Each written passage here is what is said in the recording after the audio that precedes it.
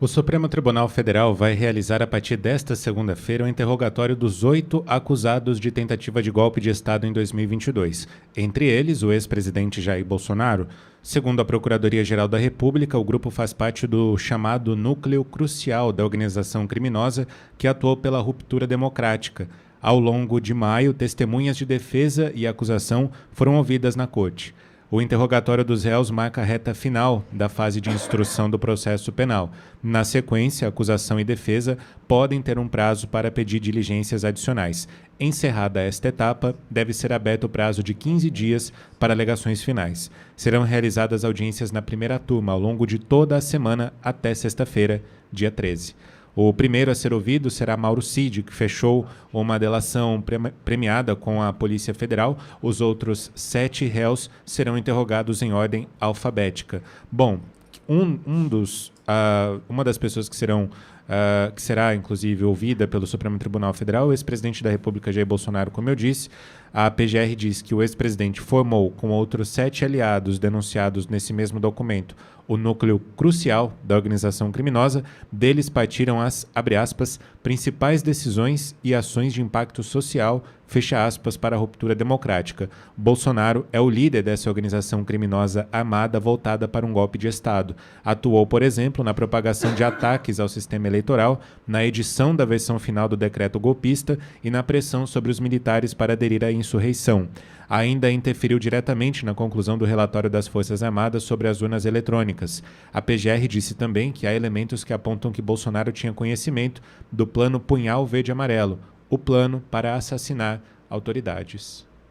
Bom, Walter e Olavo, me permitam, eu vou fazer... O Pingo, dá só mais um pouquinho de estúdio para mim, que eu estou meio surdo por conta da gripe, estou todo congestionado aqui. Me perdoe, está difícil de ouvir. Vamos lá. É importante a gente entender que o golpe é o que eles estão propondo aí. Toda essa narrativa, não ter as imagens do Ministério da Justiça e Segurança Pública, todos os alertas disparados pela ABIN, Lula em Araraquara, G. Dias em Brasília. O golpe é esse, na verdade, né? A gente sabe disso. Só que eles precisam, o sistema precisa prender o presidente Bolsonaro. Semana passada eu fiz essa fala aqui e muita gente não entendeu, né? Algumas pessoas... Aliás, é custoso entender algo que não encontra amparo legal, não tem justiça, não tem verdade. Quando tem muita mentira, quando tem injustiça, quando tem perseguição, é difícil de entender. Mas vamos lá. Eu vou avançar um pouco no comentário, Olavo e Walter, e peço a compreensão dos senhores, pelo seguinte motivo. O sistema hoje, e veja, o sistema não é PT, tá bom? O sistema não é esquerda. O sistema. O sistema do teatro de tesouras, o sistema que deixou o PSDB comandar o estado de São Paulo por 28 anos, o sistema que toma conta da Secretaria de Segurança Pública do estado de São Paulo há mais de 40. O sistema. Mas até agora isso acontece? Sim, até agora. É simples, amigo. Vamos lá. Nós tivemos na semana passada, e até o meu querido Tiago Pavinato, um irmão que eu tenho, Pavinato, fez uma análise sobre o assunto, que eu fui mais ou menos na mesma linha na semana passada, e o Pavinato avançou num ponto, Olavo e Walter, bastante interessante. Qual é? A ida de Guilherme Derrite para o PP, o Progressistas de Ciro Nogueira, mostra que há um alinhamento do sistema para que, de fato, a prisão de Bolsonaro ocorra e o desenho seja, para o sistema, Tarcísio, presidente da República, Guilherme Derrite, governador do estado de São Paulo, abrindo espaço para 2 candidatos ao Senado, sendo que, na filiação de Guilherme Derrite, estavam, dentre outros, Valdemar da Costa Neto, presidente do PL, Renata Abreu, presidente do Podemos, Tarcísio ali estava, Ou seja, nós temos hoje um desenho que quer Tarcísio, presidente da República, que quer Guilherme Derrite, governador do estado de São Paulo, cuidando da segurança pública. Esse fiz esse entre aspas, porque a informação vem de dentro do próprio governo, que São Paulo vive uma situação muito diferente dos outros estados, porque aqui a gente só tem uma facção. Então não tem guerra territorial, não tem uma série de questões. Bom, diante desse cenário, para que isso aconteça, para que o sistema volte ao poder, não via Geraldo Alckmin, que já estão querendo dar uma fritadinha nele colocando para candidato ao Senado, porque já tiram Alckmin, que adora ser vice, né? E a gente sabe como ele assumiu o governo do estado de São Paulo lá em 2000, quando Covas morreu. Né? A gente, não sei para que ele acende vela, o Alckmin, né? Todo mundo atento, tira o Alckmin de vice, devem colocar o Alckmin para o Senado aqui. Mas Alckmin não tem força alguma, nem para o Senado, né? Então escanteia Alckmin, e muito menos para ocupar o cargo de presidente da República numa votação normal. Então, o sistema, por mais que você não goste da informação, a gente tem o bastidor é sério, quer Tarcísio, presidente, Guilherme Derrite, governador, abrindo 2 vagas para o Senado. Aptório e Eduardo Bolsonaro. Nesse desenho com o pai preso, com o Jair Messias Bolsonaro preso, Eduardo não volta.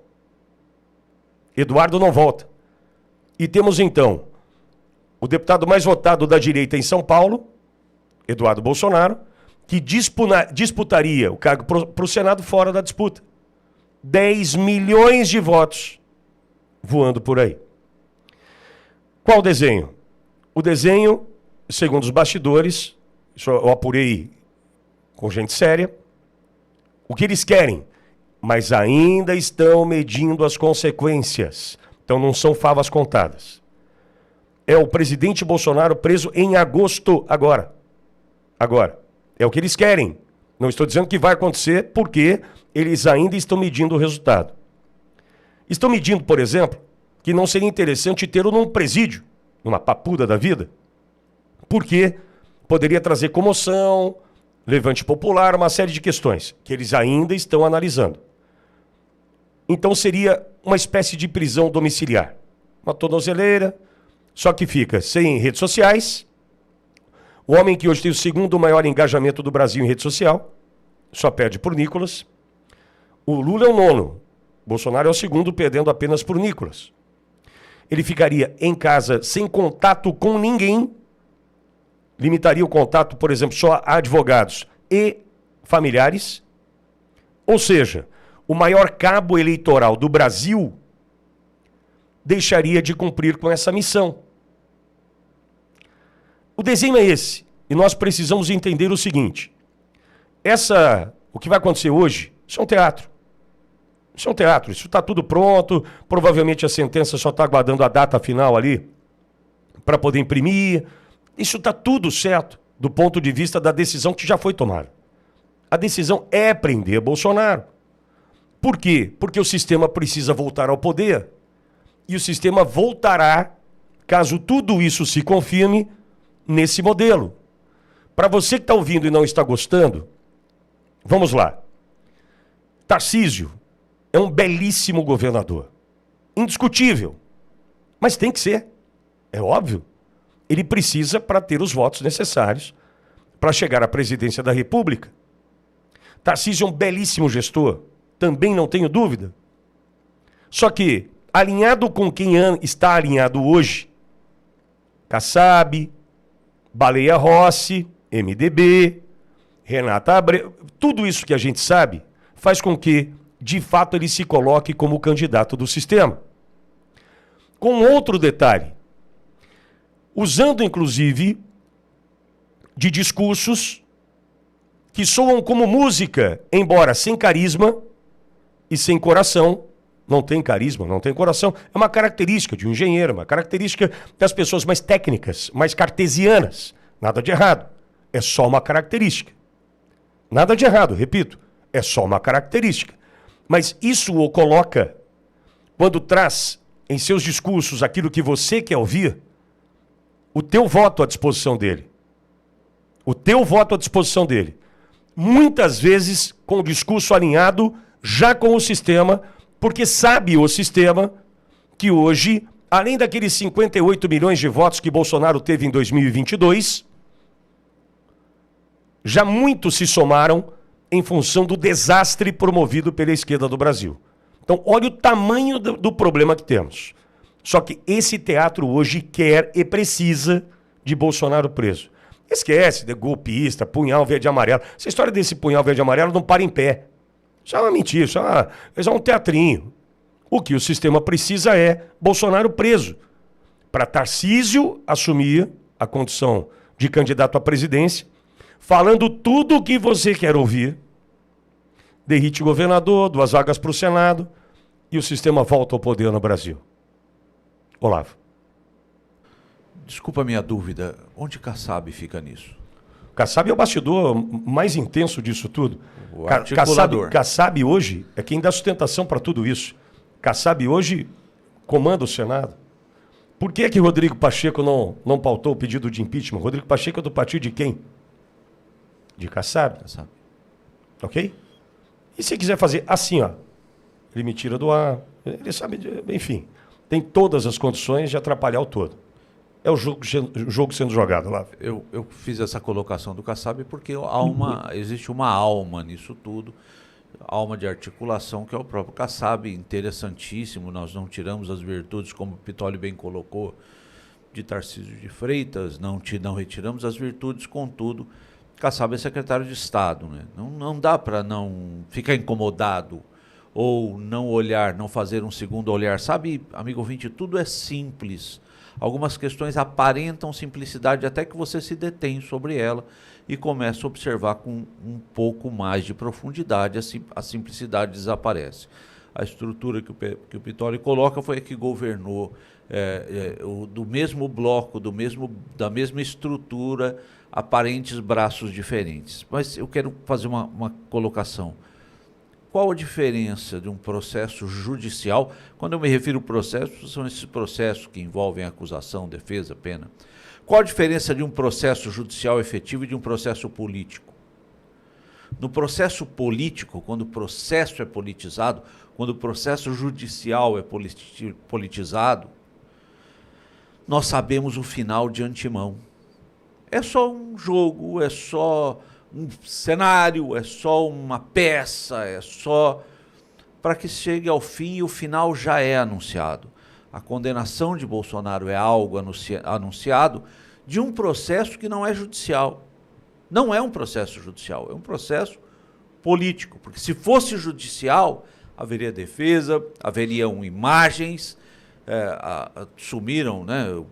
Sumiu o laptop, os telefones, mas também sumiram as imagens de 8 de janeiro. Um ouvinte fez esse feliz comentário. É a mesma estrutura de desaparecimento, o que leva à conclusão de que o processo que ocorre dentro do STF hoje é um processo político, porque todos nós já sabemos o resultado. Agora, o Pitoli faz essa fala e eu acho importante reforçar nesse momento.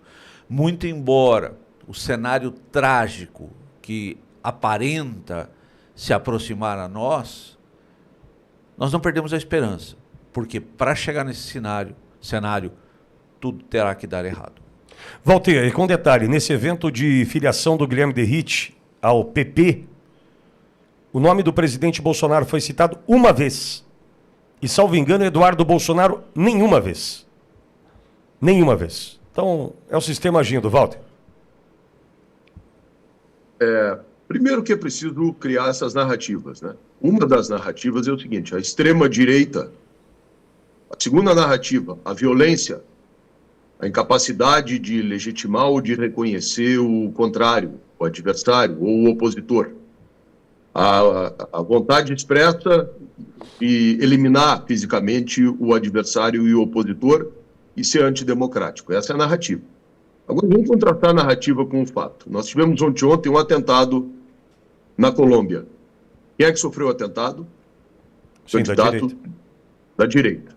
Nós temos na Colômbia um grupo armado que durante muitos anos criou instabilidade no país e que hoje tem o presidente desse grupo armado que absurdamente faz um discurso e diz que quem atacou o candidato era um menor e que a esquerda protege os menores. Bom, só não protege aqueles que estão na barriga da mãe ainda, né? Então, é porque eles defendem abertamente a bandeira do aborto. Venezuela é o quê? Regime de direita? Nicarágua é o quê? Regime de direita? Coreia do Norte é o quê? Regime de direita? A China é o quê? Regime de direita? Então, aonde a gente olhar no mundo que tem uma exceção à democracia, nenhuma dessas alternativas é regime de direita. Então, para além da narrativa, o fato é que, no mundo todo, todos os regimes que não são democráticos são regimes de esquerda e de extrema esquerda. Agora, para a narrativa, para a imprensa, para a militância, só existe extrema-direita. Então, essa é a primeira narrativa. A segunda, que eu quero me prender um pouco na realidade. Pitolio, vamos levar em conta o seguinte. Todos os teus argumentos são verdadeiros, e eu concordo com eles. Mas qual é a nossa alternativa nesse momento? Né? Qual é a nossa alternativa? Porque é o seguinte, eu estou vendo que esse pessoal vem há 3 anos construindo a prisão do Bolsonaro. Já o tornaram inelegível. Então, isso é um fato. A segunda coisa é vir testando a sociedade, né, vir cevando o mate, como a gente chama aqui no Sul, para chegar no momento e dar a virada, fazer a prisão.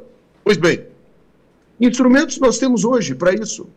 Eu não acredito, e nem posso defender, senão a gente vai todo mundo preso aqui, numa luta armada, né? Embora na história do Brasil e na história do mundo, episódios como esse tenham levado a isso. Lá atrás, Getúlio Vargas, na década de 30, quando São Paulo pegou em armas, na Revolução Constitucionalista, acabou com a história do porte de arma no Brasil. Só o Estado tem um monopólio da violência no nosso país. Diferentemente dos Estados Unidos, onde as pessoas podem se armar, exatamente porque desde a origem dos Estados Unidos se defendia que as pessoas têm o direito de reagir contra tiranos. Mas aqui no Brasil não temos isso. Então, afastar dessa possibilidade. Qual é a possibilidade que nós temos de reverter esse processo todo? Eu acho que está muito claro para mim que o Lula vai perder a eleição. Quer dizer, se essas outras coisas que a gente também não pode falar não continuarem acontecendo.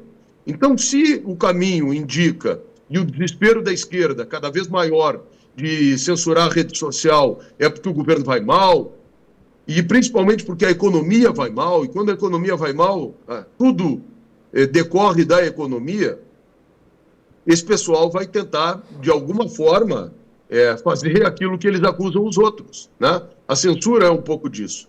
Então, o que nos resta nesse momento? E se Bolsonaro for preso?